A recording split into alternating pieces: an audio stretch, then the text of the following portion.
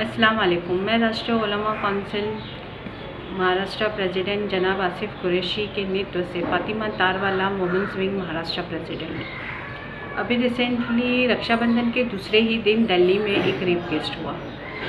शायद मीडिया बताना भूल गई होगी क्योंकि उसके पास सेलिब्रिटीज़ की न्यूज़ को सोच सबसे ज़्यादा है।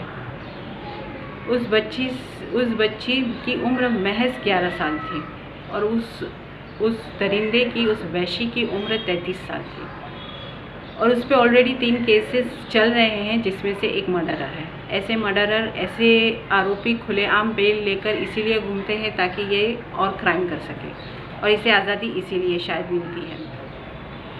केजरीवाल सर जी खुद उससे पर्सनली मिलने गए, उसके परिवार को आश्वासन दिया है कि 10 लाख रुपए का मुआवजा दिया जाएगा और आरोपी को नहीं बख्शा जाएगा।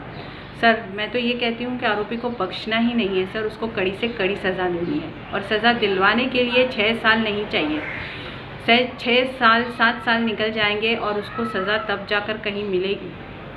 लेकिन सर, मैं चाहती हूँ कि ऐसे रेपिस्ट को हर जगह, हर स्टेट में, पूरे हिंदुस्तान में एक ही कानून होना चाहिए ये रेपिस्ट के लिए कि जैसा ही प्रूफ होता है, जैसी ही मेडिकल रिपोर्ट आती है, उसके लिए उसके ही स्टेट में, उसके ही शहर में और लोगों के सामने उसे फांसी की सज़ा दी जाए। तभी जाकर हम किसी को इंसाफ, किसी बेटी को हम इंसाफ दिला सकते हैं। बेटियां अब घर में भी सुरक्षित नहीं है। हम अपने आप को स्वतंत्र भारत का स्वतंत्र नागरिक कहते हैं। अगर हमारे ही घर में हमारी ही बेटियां सुरक्षित नहीं है तो हम किस स्वतंत्रता की बात कर रहे हैं, किस स्वतंत्र की बात कर रहे हैं। मैं ये केंद्र सरकार से अपील करती हूँ कि ऐसा ही कानून हो।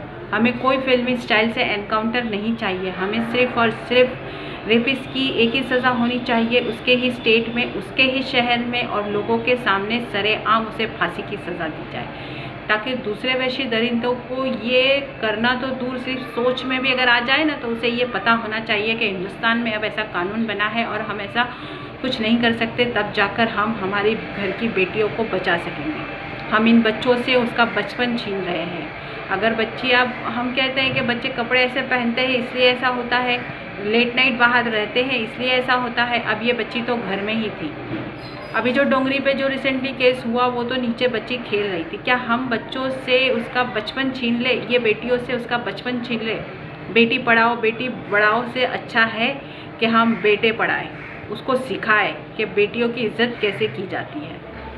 मैं देश के हर एक उस स्वतंत्र देश के लोगों से ये कहना चाहती हूँ कि अगर आप चाहते हो कि ऐसी ही कोई कानून बने, ऐसा ही कोई ये बने और रेपिस्ट के लिए यही सज़ा होनी चाहिए, तो मेरी आवाज़ से अपनी आवाज़ मिलाइए और इस वीडियो को इतना शेयर कीजिए कि सरकार तक पहुँचे और इस पर तुरंत ही कार्रवाई की जाए। हमें 6 साल में न्याय नहीं चाहिए, हमें 6 दिन में न्याय चाहिए और 15 अगस्त के दिन ही इसको इंडिया गेट पे इसको फांसी की सज़ा होनी चाहिए। मैं अपनी बात ख़त्म करती हूँ और उम्मीद करती हूँ कि कोई ऐसा ही कानून जल्द से जल्द बनाया जाएगा। जय हिंद, जय